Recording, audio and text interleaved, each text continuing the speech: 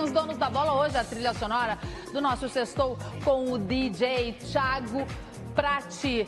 E olha só, a gente ainda vai resenhar muito sobre a saída de Marcelo Groi do time do Grêmio. E claro, ver o Paulo Vitor, falar sobre o Paulo Vitor, que é o goleiro atualmente que está no clube. Tem as previsões de pai Paulinho do Choroquê, mas antes da opinião do Simon, do Boaz, vamos ouvir o que Renato Portaluppi fala sobre a saída de Groi e agora com o goleiro à disposição, que é Paulo Vitor. Todo grande clube tem os seus grandes jogadores, os jogadores do Grêmio estão bastante valorizados. É normal o interesse de outros clubes, de outros países. Mas o Marcelo saiu, eu já sabia disso há alguns dias, mas ele saiu porque ele quis. Ele achou que foi um grande negócio para ele. E quando é um grande negócio para o jogador, a gente não segura ninguém, né? A gente não vai segurar ninguém contra a vontade. Fez muito por nós, fez muito pelo Grêmio. Então ele teve o nosso aval, até porque aquilo que falei, é uma grande chance de ele ganhar um dinheiro a mais nos próximos 2, 3 anos. Pediu para ir, foi liberado. A princípio o Paulo Vitor é o titular, porque ele é do mesmo nível do Marcelo. Então ele vinha jogando, jogou vários jogos ano passado, se revezavam. Esse ano ele começa sem dúvida alguma como titular. Agora a gente vai atrás de outro goleiro, sim. Até porque saindo um, abre vaga para um outro, porque a gente não pode disputar as competições apenas com 3 goleiros.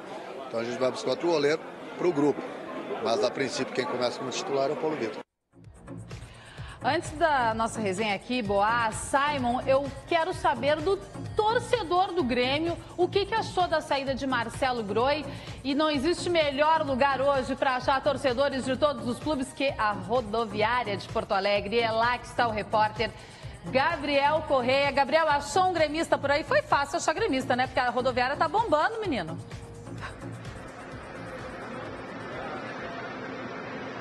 Tudo bem, Cris? Entre indas e vindas eu achei, sim, gremista, colorado, todo mundo indo curtir esse final de ano. Eu tô aqui com o Pedro de Canguçu, ele tá voltando para casa, vai descansar agora nesse final de ano, sem Marcelo Groi, Pedro. E agora? O que se faz com o Grêmio?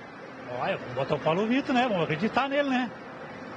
E agora, sem o Marcelo, ele era um líder, tem o Paulo Vitor. Você acha que precisa ir buscar ou vai com o Paulo Vitor mesmo na sequência para ele? Para começar, vai com ele, né? Mas tem que buscar um goleiro melhor, né?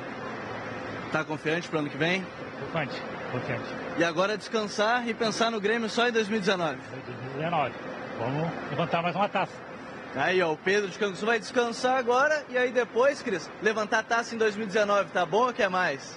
Tá certo, não, tem que levantar a taça também cansa, né? Mas olha só, quero falar com o Boaz e o Simon o seguinte, porque a gente estava falando aqui, o Simon principalmente falando que o Grêmio saía às compras atrás de um novo goleiro. Mas o Renato é enfático em dizer que o titular é o Paulo Vitor, né? Agora, no caso. Principalmente pela sequência no final do ano, quando o Groi tem aquela lesão contra o River Plate e fica todo mês de novembro fora. O Paulo Vitor assume a condição de titular. Muita gente debatia, ele serve, não serve. Até o Boas pode falar melhor, mas para mim ele convenceu que pelo menos nesse mês que ele foi titular, ele pode, quem sabe, assumir a condição. Mas vai ser difícil assumir a condição no coração do torcedor gremista, porque o Paulo Vitor vai ter muita estrada para chegar ao nível do Marcelo Groi. Pois é, Boas. O Renato disse que o Paulo Vitor está no mesmo nível de Marcelo Groi. Tu concorda com o Renato? Não concordo, não está no mesmo nível, mas o técnico tem a obrigação de dizer isso. É uma obrigação do Renato, até para transmitir confiança para o goleiro Paulo Vitor. Não poderia ser diferente a declaração do Renato, mas ele não está no mesmo nível. Vamos ouvir a opinião da turma do Toque de Bola. Daniel Oliveira está comandando a resenha mais confirmada da rádio, lá na Rádio Bandeirantes. E aí, Daniel, tudo bem? Tudo bem, um abraço para você, Sérgio Boaz, Simon Bianchini, galera que está nos acompanhando agora também pela TV Bandeirantes. Bancada de peso hoje, hein, Cris? Rapaz. Hoje eu estou muito bem acompanhada. Esses dois craques aí. É isso Viu aí. só? Tu acha que é só tu, Paulete? Ó, o Claudio, Não. o Claudião já levou pro lado da sacanagem aqui, né? Serginho, mas tá tudo bem, não tem problema nenhum. A hora que ele diz bancada de peso, tu acha que ele foi correto, que ele não fez uma insinuação, não? Pode ser, né? Provavelmente. Teve habilidade. Não foi hábil. Não foi hábil, não é foi isso não, aí. porque eu não brinco com coisa séria. Vamos colocar esse assunto então aqui em debate. É hora do Paulo Vitor. O Grêmio precisa contratar um titular para o gol. O Grêmio, na minha opinião, não precisa sair desesperado atrás de um titular, porque repor o Marcelo Groi hoje, talvez o Gatito Fernandes, talvez o Fábio do Cruzeiro, e esses jogadores não estão à disposição. O Paulo Vitor está pronto, pegou sequência e mostrou que pode iniciar o campeonato, o Gauchão e a Libertadores pelo Grêmio. Eu não vejo grande problema na saída do Groi. Eu não posso rasgar meu discurso aqui, até porque eu venho discursando desde ontem sobre essa questão da saída do Groi, né? Então, falei ontem, continuarei falando até o Grêmio contratar um jogador para se titular na posição do Groi. O Grêmio tem uma perda muito grande, uma perda considerável no seu elenco. O Groi, para mim, é um dos grandes goleiros do futebol do Brasil. Brasileiro, não é a atividade do Brasil. O goleiro brasileiro é atividade no mundo inteiro, é um dos grandes goleiros da atualidade do futebol brasileiro.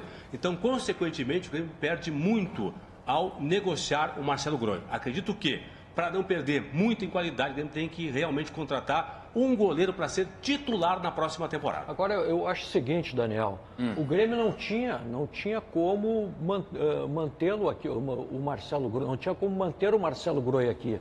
1.200.000 na mão. Como é que vai deixar o rapaz aqui? Então, eu não vejo culpa do Grêmio. O Grêmio premiou o jogador. Segurá-lo aqui seria terrível para o próprio Marcelo e para o Grêmio. O Grêmio fez um plano de carreira que, além de ter sido um plano de carreira, foi um plano de preservação do Grêmio que esperava uma valorização maior do Marcelo Groi, inclusive com seleção brasileira, né, Claudião? Ele deu resposta positiva nesses últimos 4, 5 anos. E ele tem praticamente 20 anos como atleta do Grêmio, sempre respeitou a instituição e sempre se doou por ela, né? Então foi uma premiação pela atitude e pela forma como esse atleta se conduziu. Eu acho que o Paulo Vitor é o substituto ideal e o Grêmio, assim como outros clubes, devem deixar a porta da oportunidade aberta. Tem goleiros na escola de goleiros do Grêmio capacitados para completar o elenco e o Grêmio tem tempo para isso. Tem até março para começar a Libertadores. Rapidamente, diga, Paulinho. A questão proposta pelo Boaz ali, o Grêmio não é culpado por perder o jogador. Isso não. Agora o Grêmio tem que repor essa perda. A grande questão é repor de que forma? É difícil achar um goleiro da qualidade do Marcelo Groi. Agora, o fato também existe. O ano praticamente terminando com uma péssima notícia pelo lado do Grêmio. Bom para o Groi, mas péssimo para o Renato e para o Grêmio na temporada, principalmente de Libertadores da América. Daqui a pouco a gente volta, seguimos no debate aqui na Rádio Bandeirantes, tá bom, Cris? Tá certo, tá certo. Olha só, Simon, na abertura do programa, tu falasse que tem 2 nomes prováveis, possíveis, que venham para o Grêmio nessa substituição a Marcelo Groi. Quais são esses nomes? O ficha 1, goleiro Everson, 28 anos, revelado na base do São Paulo, que disputou as últimas 3 temporadas pela equipe do Ceará, foi destaque do Campeonato Brasileiro. Houve até um movimento de troca, eu tenho a informação que 2 jogadores foram ofertados, Marinho e também o Lima, com o Grêmio pagando salário, esse jogador vindo em definitivo. O Ceará não aceitou no primeiro momento. E o outro é o Léo, goleiro que já foi apontado como substituto do Marcelo Groi, que está em Portugal jogando no Rio Ave. Só que tem uma condição, ele está emprestado até o meio do ano, não tem a cláusula de retorno e o português pode bancar uma quantia para ficar com ele. Então o Grêmio tem que pagar para ter o seu goleiro de volta. Tá certo, essas são as previsões de Simon Bianchini, mas quem vai fazer a previsão hoje aqui é Pai Paulinho do Choroquê, previsões de Grêmio, de Inter. E nós vamos, Pai Paulinho, tá pronto aí para jogar os búzios? Pronto. Nós vamos lá na rodoviária de Porto Alegre, porque a galera tá com o Gabriel Correia e também estão curiosos, querem saber o futuro da dupla Grenal, não é isso, Gabriel? Querem saber o futuro da dupla Grenal. Eu estou aqui com o Wesley, ele está indo curtir o final de ano agora. Antes de qualquer coisa, Wesley, vai aproveitar agora, claro, focado com o Inter? Sim, o Inter vai ser um time bom.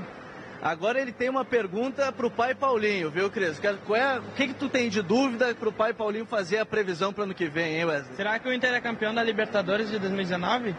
Tá lançada a pergunta pro pai Paulinho de Choroquê. O Inter vai ser campeão da Libertadores ano que vem, Cris? É só nisso que o torcedor colorado pensa. Pai Paulinho, o Inter pode ser campeão da Libertadores? O que dizem os búzios? Pode ser campeão, sim, porque o ano é do vermelho, né? Então rege a própria energia. Sabe que o futebol, né, ele é movido de duas forças. A força do torcedor e a força da energia. E a energia do ano, ela favorece o Internacional, porque são as cores vermelho e branco. E esse povo fervoroso que é aí, com certeza, a tendência é a vitória ao Internacional. Então o Palmeiras está sem chance porque é verde. Senhor? O Palmeiras está sem chance. Gastou muito dinheiro. Para o ano de 2019? Mas correr, né? Se botar um movimento, né? Quando se mistura as cores, se tira uma conclusão nas cores, né? Bom, são as previsões dos búzios que o Inter vai ser O River Plate é branco e vermelho também, Pai Paulinho, River Plate também é branco e vermelho. E agora, Pai Paulinho? Não, mas é pro Colorado. Colorado, nós somos gaúchos, né? Temos que lutar pelo nosso Rio Grande do Sul, né? E qual é a bomba de Renato Portaluppi, envolvendo Renato Portaluppi e Grêmio, que o senhor estava me falando ali nos bastidores, Pai Paulinho? Que bomba é essa, gente? Qual é? É que, na realidade, o Grêmio, ele vai entrar um ano com um pouco de dificuldades, tá? E ele vai ter problemas internos, né? Alguns desacordos. E esse desacordo vai afetar o técnico, entendeu? Aonde pode ter a chance de ter o afastamento dele. Tá? Corre o risco do Renato sair do Grêmio. Tem. É o que os astros, os búzios falam. Os búzios falam isso porque no início do ano eles já vão entrar com alguns desacordos, entendeu? Entendi. E vai ser desacordo assim entre eles mesmos, sabe? Internos. Sabe? Coisas que não vão aceitar e vai ter assim, inclusive o seu Renato, e ele vai entrar um ano um pouco, como é que eu vou dizer assim a palavra certa? Um pouco pesado, tá? Pesado e imponente. Essa é a realidade. E, Pai Paulinho, e o Odair Hellmann? Será um ano que ele vai se firmar mesmo como um grande técnico? Vai, enfim, conquistar títulos com o Internacional? Para ele vai. Ele só tem que ter cuidado um pouquinho com a saúde dele, sabe? Com a saúde dele, mas ele vai ter um ano também que vai ser um ano, assim, de favorecimento muito grande e bastante próspero para o Internacional ligado a ele, entendeu? Mas ele em si, o ser humano, né, ele tem que se cuidar um pouquinho. Mas vai ter muita sorte, muita prosperidade. Tá certo. Já que o assunto é o Odair, vamos voltar lá pro toque de bola. Daniel Oliveira. Oi, Cris Bart, estamos de volta aqui agora para a gente debater um pouco mais essa questão do Internacional. A gente estava falando sobre... De repatriar ex-atletas, né? Ex-atletas não, ex-jogadores. Jogadores que tiveram uma passagem anterior pelo clube. Isso. E aí a gente tem vários exemplos. O Inter está sentindo um agora que repatriou, que foi o Leandro Damião, né? Mas aí tem o Rafael Sobis e o Valdívia, que gerou um debate aqui.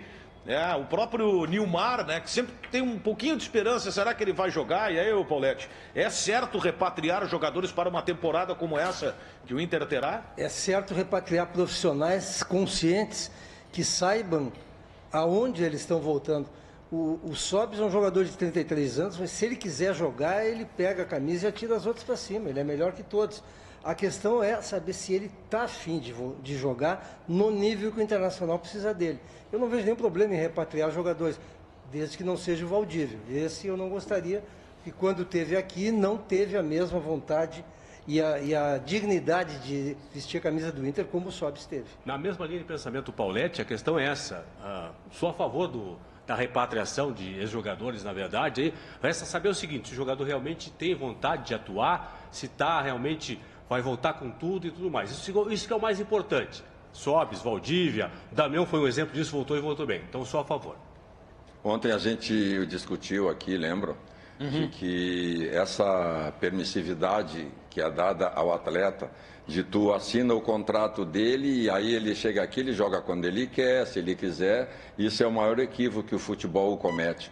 O atleta profissional, quando contratado, no instante em que ele assinou o contrato, ele tem que ser cobrado, ele é empregado do clube com responsabilidade e com a obrigação de trabalhar no seu limite por bem da instituição. Nós precisamos acabar com isso de, mas ele tem que, se ele assinou, no instante em que ele assina, ele se compromete a ter rendimento. Isso diz no contrato. Mas tu pega um jogador como o Rafael Sobis hoje. Não sei se o Rafael Sobis já teria a condição de jogar uma temporada tão desgastante. Mas valeria a pena, de repente, repatriar esse jogador pelo potencial técnico dele? Pelo potencial técnico e pela característica, sim, para elenco ele seria importante. Eu também acho. Eu acho que ele seria titular, não só elenco. Não, eu acho que ele é para elenco hoje. Até porque ele já demonstrou no Cruzeiro que no ritmo de jogo acelerado ele sofreu. Então ele tem que ser arma para durante o jogo entrar e ter o rendimento esperado. Eu não concordo, porque o cara de 33 anos tem que estar na ponta dos carros. Mas é que depende, né? Depende da situação do jogador. Se é um cara que já se lesionou, tem um histórico de lesão. Não é o caso dele. E que não é até o caso dele, né? A gente entende. Agora, outro tipo de futebol mais rápido, como é o do Inter. Eu acho que ele tem total condição de entrar e sair jogando se tiver vontade de fazer uma boa pré-temporada, se dedicar fisicamente. Com 33 anos o cara tá muito bem, não é a idade o impedidor disso. Bom, é isso aí, a gente vai seguir o nosso debate aqui falando sobre outros casos, alguns deram certo, outros nem tanto, né? Falei há pouco no Leandro Damião, outros jogadores, o Ceará, por exemplo, foi um exemplo de que realmente não deu certo, né? Mas enfim, são vários os nomes aí que estão na pauta e daqui a pouco alguém pode retornar, né, Cris? É certo. Sigam aí vocês na resenha, Daniel Oliveira, a turma do Toque de Bola lá na Rádio Bandeirantes. E fique ligado que no fim de semana tem aqui na tela da Band Motores. Barbadinha, campeão. Barbadinha nada, meu. Olá, campeões dos donos da bola. Neste fim de semana, tudo que foi destaque no Band Motores 2018. Nas pistas, nas águas, no céu e muitas novidades no mundo dos games. Tudo isso no Band Motores, domingo, 10 horas da manhã. Esperamos vocês. Até lá. Tá certo, Bresolim. E a gente dá um tempinho, tem muito mais donos da bola depois do intervalo. E a gente vai pro intervalo com a trilha de Thiago Prati.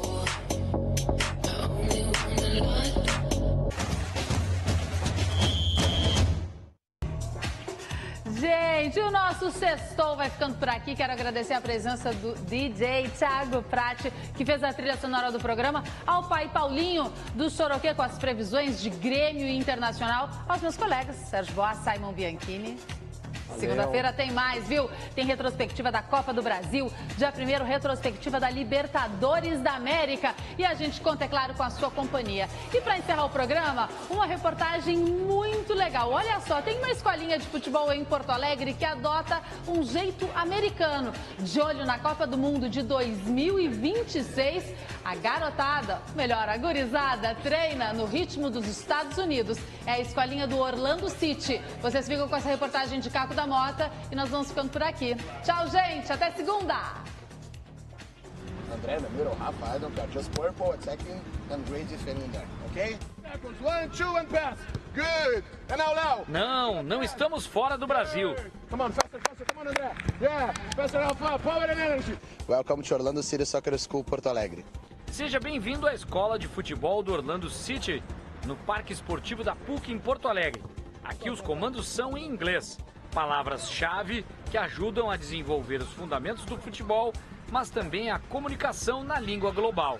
A parte de inglês é super tranquila, porque a gente usa um inglês muito didático. Então, às vezes, o menino ele não entende a língua, ele não sabe o que eu estou falando, mas o meu gestual indica o que ele tem que fazer. Com foco na educação, alunos dos 3 aos 21 anos têm diferentes objetivos. Ao mesmo tempo que se divertem, aprendem a jogar bola com treinos específicos. E eles gostam demais. Eu gosto muito do Orlando City. Muito legal. O que tu mais gosta? De chutar no goleiro. Nem todos vão ser jogadores de futebol, mas esta é uma oportunidade de ter uma formação esportiva diferente, com um método igualzinho ao da base do Orlando City, o mesmo dos Estados Unidos e do clube em outras escolas mundo afora. Se o talento aparece, a gente oferece, mas a ideia principal é a gente gerar oportunidades para eles estudarem, para eles aprenderem o futebol e, claro, os nossos profissionais também se qualificarem nos Estados Unidos.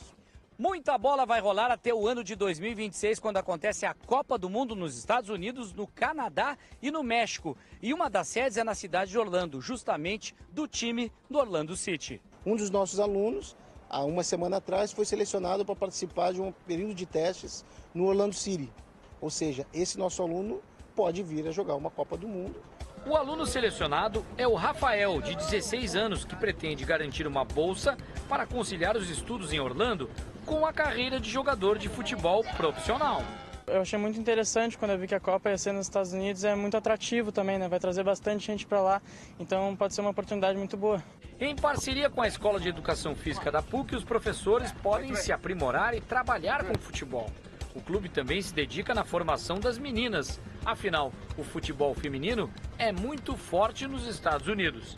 O que a gente consegue proporcionar para as meninas aqui é muito rico, de valores, vai muito além das 4 linhas, mas elas conseguem aprender a jogar futebol aqui e isso é muito interessante. A alma do futebol brasileiro está preservada. Todos os orientadores são daqui, apesar da metodologia seguir a orientação dos americanos. Nós conseguimos enxergar no trabalho do Orlando muito do que a gente faz aqui no Parque Esportivo, que é trabalhar em cima do encantamento com as pessoas, né, e da acolhida. A escola do Orlando City lembra o espírito da Disney. O método é profissional e tão atrativo para os alunos como se fosse um parque de diversões.